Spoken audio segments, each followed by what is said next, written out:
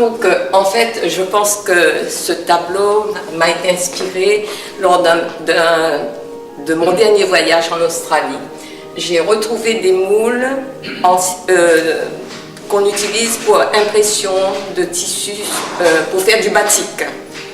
Et quand j'ai vu les moules, je me suis dit tout de suite, tiens, je vais l'utiliser dans une création artistique avec de la calligraphie.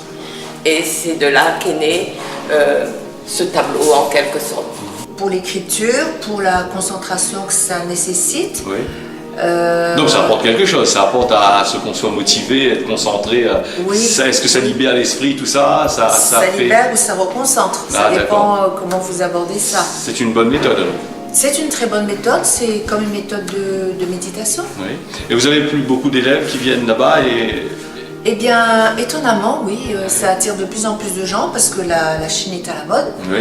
Donc tous les élèves, les lycéens, les scolaires ou le citoyen lambda est quand même assez attiré par la calligraphie parce que pour eux, ça symbolise la culture chinoise. Ah d'accord, et c'est joli en plus.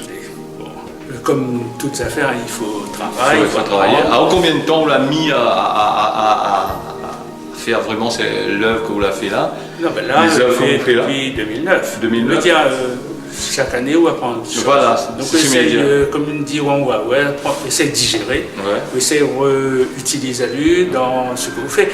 Mais nous, on prend souvent dans la copie. D'accord. Pourquoi absolument la copie? Parce que c'est la méthode chinoise. Hein. Il faut être capable de copier pour pouvoir le faire. De comprendre comment j'ai traduit l'esprit de la montagne, toutes les choses. Ah d'accord, ok. Ben Raymond, merci. Merci. Bon voilà.